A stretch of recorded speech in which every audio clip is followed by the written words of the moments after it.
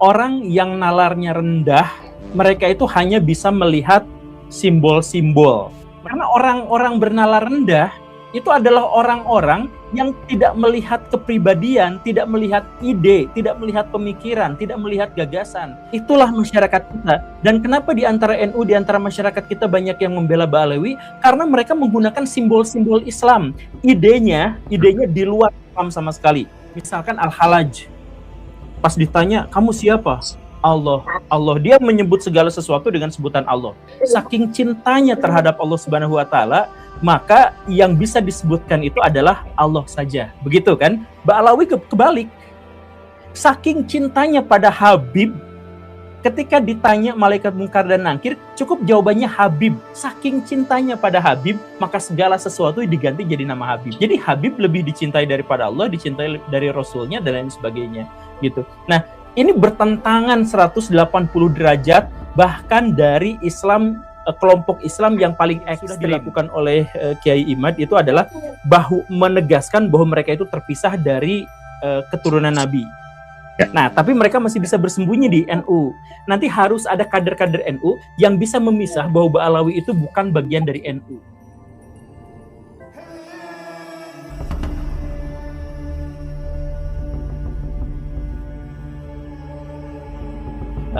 Ini sebenarnya memang sudah sudah lebih luas dan lebih dalam, tapi saya ingin memulainya dari hal yang sangat sederhana.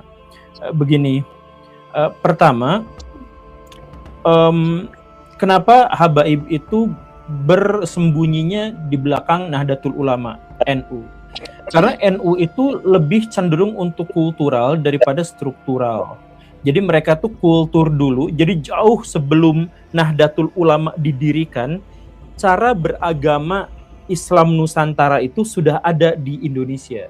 Nah, kemudian ketika sudah ada, baru dibuat strukturnya. Nah, jadi keberagaman kultur-kultur masyarakat Nahdlatul Ulama itu mendahului strukturnya. Nah, karena itu, maka mereka itu lebih mudah untuk disusupi. Jadi saya mohon maaf, kelompok-kelompok yang kejawen itu juga sebenarnya banyak di kalangan Nahdlatul Ulama. Kemudian kelompok-kelompok, bahkan kelompok yang kapitaya juga sebenarnya banyak yang bersembunyi di Nahdlatul Ulama. Nah, termasuk juga dalam hal ini adalah kelompok-kelompok Ba'alawi. Bagaimana ceritanya mereka itu bisa masuk ke kalangan Nahdiyin? Ya karena di kalangan Nahdiyin itu gap kultur mereka itu sangat luas dan sangat besar. Jadi bisa dimasuki dengan sangat mudah. Mereka bisa bersembunyi di sana. Begitu. Nah, ulama-ulama NU karena memang secara historis dan secara kultural memang sudah dekat dengan kalangan Ba'alawi itu, menganggap bahwa serangan terhadap atau kritik terhadap Ba'alawi itu dianggap kritik terhadap Nahdlatul Ulama. Nah, itu masalahnya. Makanya saya menyarankan agar Nahdlatul Ulama itu segera memisahkan dengan Ba'alawi. Kalau mereka mau kompromi di masa depan ya silahkan, tapi dipertegas pemisahan itu biar orang-orang sama seperti gini.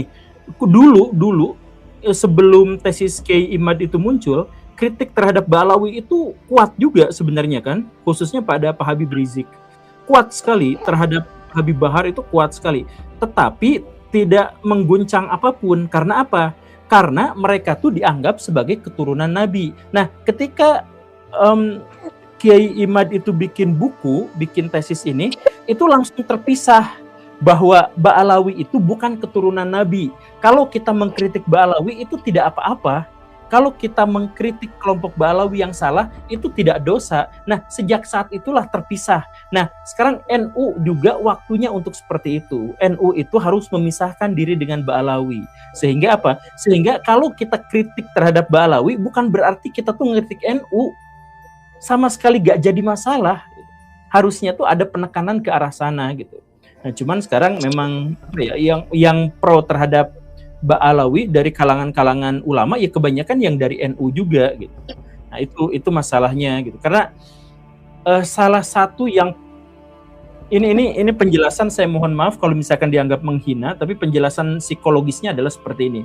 Orang yang nalarnya rendah, mereka itu hanya bisa melihat simbol-simbol. Mereka tuh gak bisa mengabstraksikan apa yang ada di dalam ide. Mereka tuh hanya bisa ngelihat wujudnya saja. Jadi misalkan gini, Kang Charlie dengan posisi yang seperti itu, jalan kaki dari terminal ke masjid pakai pakaian batik, tidak pakai peci, tidak pakai apa, hanya pakaian batik dan celana saja. Kang Charlie akan dibiarkan. Tapi sekarang Kang Charlie melakukan perjalanan yang sama, pakai sorban, kemudian pakai gamis, itu banyak orang yang cium tangan di tengah jalan, Kang. Itu dijamin. Karena orang-orang bernalar rendah, itu adalah orang-orang yang tidak melihat kepribadian, tidak melihat ide, tidak melihat pemikiran, tidak melihat gagasan. Yang bisa mereka tangkap saking rendahnya nalar mereka, hanya simbol-simbol saja.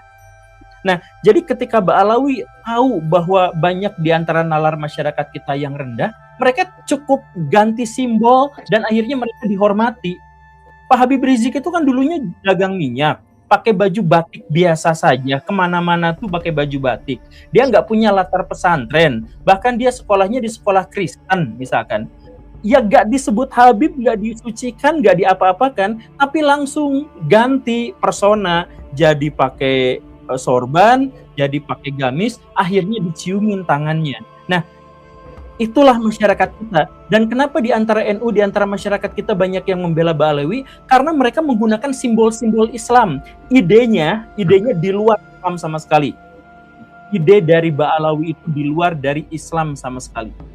Tetapi karena mereka simbolnya adalah simbol Islam, pakai tasbih kemana-mana, kemudian ngomongnya setengah Indonesia, setengah Arab, kemudian hidungnya juga kebetulan memang mancung-mancung, kalah saya minder sama mereka dalam hal hidung. Kemudian bahwa mereka, karena semuanya itu menggunakan simbol-simbol agama, mereka ceramah menggunakan simbol-simbol agama, pokoknya semuanya simbol. Dan karena itulah mereka tuh banyak yang ngebela orang-orang bernalar rendah, karena menganggapnya simbolnya sama dengan simbol Islam, walaupun idenya bertentangan. Dalam Islam mengukur kualitas seseorang itu adalah dari ketakwaannya. Itu prinsip Islam. Sama Ba'alawi diubah berdasarkan keturunan. Nah, itu idenya bertentangan dengan Islam. Sangat bertentangan. Tapi gara-gara mereka menggunakan dalil-dalil, pakai bismillah, pakai sorban, pakai gamis, pakai tasbih, dan lain sebagainya, maka ide mereka yang menyalahi Islam itu dianggap justru adalah bagian dari Islam.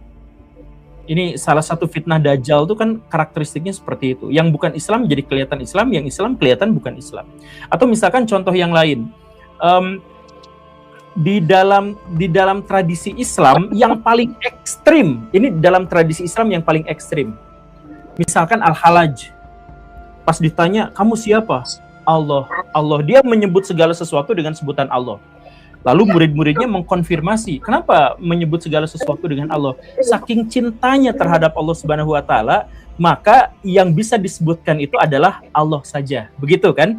Nah, itu adalah bagian dari Islam yang paling ekstrim. Kita anggap itu adalah yang paling ekstrim ya, syatahatnya. Nah, Ba'alawi kebalik. Saking cintanya pada Habib, ketika ditanya malaikat mungkar dan nakir, cukup jawabannya Habib. Saking cintanya pada Habib, maka segala sesuatu diganti jadi nama Habib.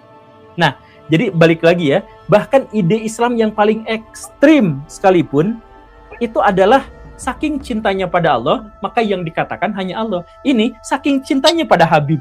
Jadi Habib lebih dicintai daripada Allah, dicintai dari Rasulnya, dan lain sebagainya. Gitu. Nah, ini bertentangan 180 derajat, bahkan dari Islam, kelompok Islam yang paling ekstrim, bertentangan. Tapi karena mengklaimnya itu adalah Islam, pakai simbol-simbol Islam, maka mereka bisa berjualan agama Islam dengan sebaik-baiknya. Dalam Islam dilarang, ini dalam Islam. Dalam Islam misalkan dilarang kita minta-minta pada manusia. Kalaupun ada manusia yang soleh, ya mungkin kita minta doanya, tawasulan sama dia, ya mungkin seperti itu. Ba'alawi kan mengubah itu, menjadikan bahwa kalau di Surabaya ada bencana, itu gara-gara Ba'alawi marah.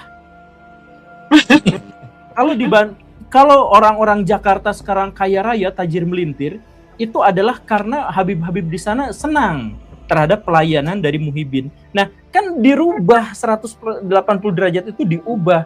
Dan coba, orang-orang bernalar rendah itu gak bisa lihat realitas. Nih realitas ya. Di seluruh dunia, negara Arab kawasan Timur Tengah itu adalah gengnya negara-negara paling kaya. Mau itu Irak, mau itu Kuwait, mau itu Bahrain, mau Qatar, Uni Emirat Arab, Arab Saudi, itu geng negara-negara kaya.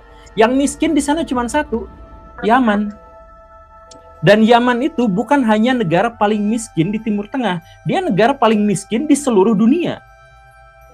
Itu tempat kumpulnya. Kalau misalkan Ba'alawi itu memang benar-benar punya karomahnya luar biasa, dan ya gimana Yaman nggak bisa diselamatkan sampai sekarang itu pusat peperangan terbesar di Timur Tengah. Iran nyimpen mata-matanya di Houthi yang Syiah itu di situ. Kemudian Saudi Arabia nyerang ke situ. Kemudian Amerika Serikat nyerang di situ. Hancur berantakan. Itu Habib-Habib pada kemana? Gak ada. Tapi gara-gara mereka mengklaim Islam, bahkan Ustadz Abdul Somad pun tiba-tiba langsung bercerita bahwa ditarim. Ya, karena mereka menggunakan simbol-simbol Islam, menggunakan simbol-simbol NU. Mereka menyanyi bahwa Habib Rizik itu adalah gurunya NU. Jadi mereka tuh menegaskan bahwa Habib-Habib mereka itu selalu ada dalam ruang lingkup NU. Nah, inilah masalahnya. Sekarang PR pertama yang sudah dilakukan oleh Kiai Imad itu adalah menegaskan bahwa mereka itu terpisah dari keturunan Nabi. Nah, tapi mereka masih bisa bersembunyi di NU. Nanti harus ada kader-kader NU yang bisa memisah bahwa Ba'alawi itu bukan bagian dari NU. Nah, kalau sudah seperti itu mereka akan semakin habis gitu. Karena mereka tuh sibuk menggunakan simbol-simbol. Dan itu yang membuat masyarakat yang bernalar rendah akhirnya terjebak. Gitu kan. Ya, berarti memang secara ini Pak Guru ya, secara IQ kita bermasalah ketika memahami hal itu secara visual dong Pak Kiai. Pak Guru. Ya bukan hanya visual tapi juga auditori gitu. Jadi mereka misalkan bacaan bacaan sholawat gitu, yang gitu-gitu kan, ya dan sebagainya. Tapi kan ide mereka tuh cari ide khas Ba'alawi yang sesuai dengan ajaran Islam tuh bagian mana gitu. Ya. Kan nggak, kalau saya sih sejauh ini ajaran khas Ba'alawi dengan ajaran khas Islam menurut saya sih, atau setidaknya berdasarkan pengetahuan saya yang lemah, saya tidak pernah menemukan ajaran khas Ba'alawi itu sama dengan ajaran khas Islam. Tapi mereka hanya mengklaim saja.